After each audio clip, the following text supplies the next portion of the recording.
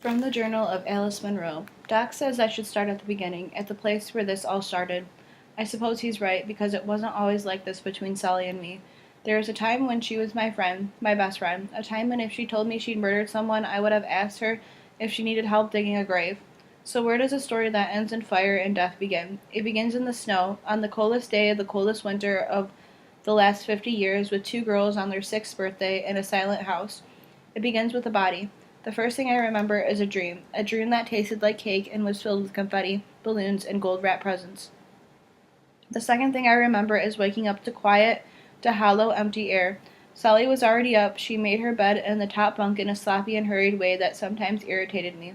I preferred things to be a bit neater, with clean lines and crisp folds. I shouldn't have been surprised. The night before, she'd kept me awake.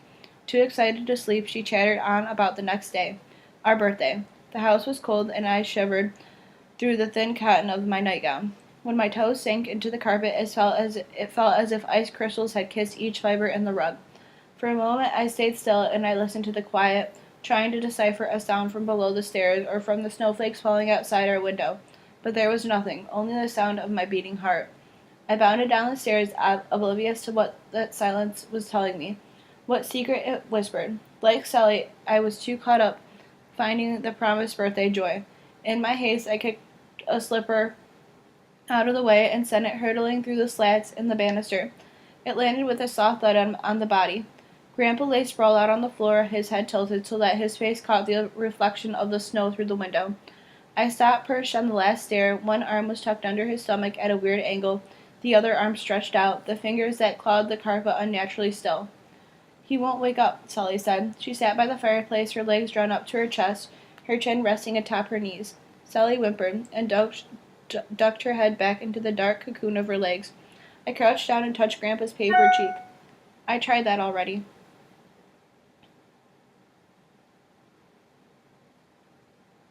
Sally said. Grandpa, I whispered.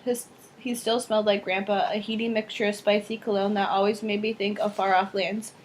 I don't know why. Sally grabbed my arm and pulled me away. I said I tried that already. What do we do? She bit the inside of her cheek and turned to me, her look brighter.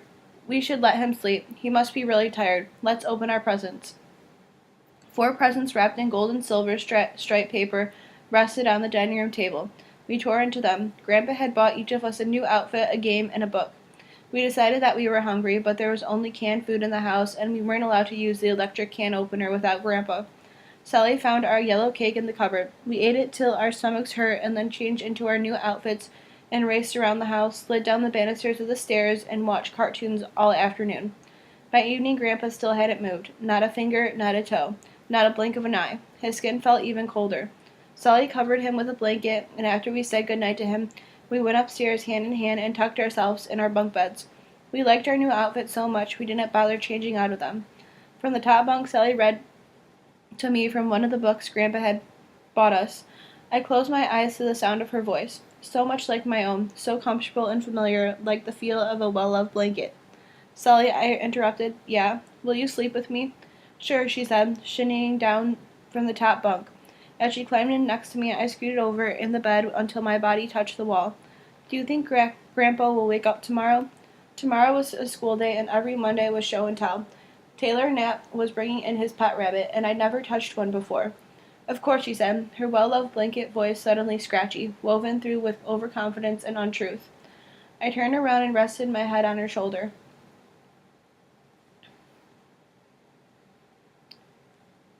I'm glad you're here. Me too, she said. Don't worry, Alice. Everything will be back to normal in the morning, I promise. 4 days passed like weeds growing through cement. Fear crept in, and with worry, fear, and panic came bitter cold and hunger. The little ice crystals that had danced outside our windows now waltzed inside and coated the edges of the frames. Every night, Sally and I dressed in our snowsuits and huddled together in the bottom bunk under a mound of covers. But nothing warded off the chill. It would come like a thief in the night, stealing our body heat, robbing us of warmth. Every morning Sally would moan. She swore her blood was slush. Still, she managed to roll out of bed, go down to the kitchen, and climb onto the counter. She would turn the faucet onto the hottest setting, and we used the heat from the water to turn our slush blood back to liquid. We didn't go to school, and I missed show and tell. We also hadn't eaten anything but birthday cake. Cake that had gone stale and turned black around the edges. And then the flies came. Dark obscurities spent the day buzzing between Grandpa's eyelids and the frosting on our yellow cake.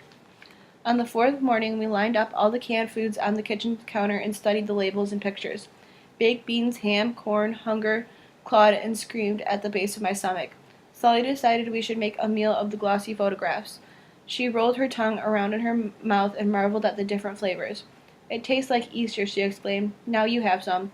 But I couldn't pretend. I licked my lips and my eyes drifted to the cake. It's all right, Alice. You can have the last of it. There was one thick red ice balloon left. My mouth watered at the same time my stomach rolled, so hungry, so sick. I hesitated. Are you sure? Sally nodded and folded her arms over her chest. She held herself so tight her skin turned white. I think she might have been physically restraining herself from eating the rest of the cake. Eat, she said. Then, when you're done, we'll check on Grandpa. I didn't wait for her to insist again. I dug in, devouring the crusty yellow cake first and the red balloon last. Remnants of frosting clung to the cardboard sheet, and I used my fingers to scrape it away. When I was done, I grinned at Sally, but my happiness was quickly extinguished by shame. Her eyes were glazed over, and her hands trembled at her sides. I'm sorry, I said. It's okay, she said, and rubbed her tummy. A knock on the front door interrupted us. I moved towards it, but Sally grabbed my arm, stopping me in my tracks. Don't. We're not supposed to answer the door if Grandpa isn't home. We stood like statues, weighing the meaning of those words. Come on, let's go play outside. We can put on our snowsuits and make snow angels. When we stepped outside, icy wind whipped our cheeks and powdery snow swirled up from the ground like mini tornadoes. The yard was a perfect rectangle, and Grandpa had promised us that in the spring he'd plant a garden where we could grow tomatoes. We ran a couple of laps. I chased her, and then she chased me. We pretended to be airplanes zooming through the sky. I was thankful when warmth began to pump through my limbs. Still, my movements were slow and sluggish, and I stumbled more times than I normally would, the hunger in my empty stomach tripping me. Homesick from school today, our neighbor Mr. Chan peered over the fence, his mustache and hair catching drifting snowflakes. Sully and I stared at him from across the yard. Sometimes we walked down the block to get the mail. Grandpa would stop and talk to Mr. Chan or his wife. They had a little white poodle named Dee Dee that I liked to play with. I could do all sorts of tricks. Mr. Chan even trained it to take his socks off. Shouldn't be outside if you're sick, Mr. Chan said, peering down at us. I looked up at him. We're not sick, I said. Mr. Chan's brow dipped. Not sick. Grandpa won't wake up, I said. Sully shoved me in the back, and I stumbled forward, my body rocking the fence. Why'd you tell him that? She whispered in my ear. I wanted to snatch the words out of the air, but it was too late. They'd already landed.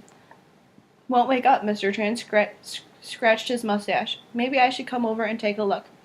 No, Sally said, but Mr. Chan was already at the gate to our backyard, reaching his hand over and unlocking it. Sally pushed me. Don't let him go inside. She pushed me again harder. Before I could yell or raise a useless hand to stop him, Mr. Chan stepped over the threshold of the back door and paused. He crossed himself the same way Grandpa did in church, put a hand over his mouth, stifled a gag, and muttered, Dear God.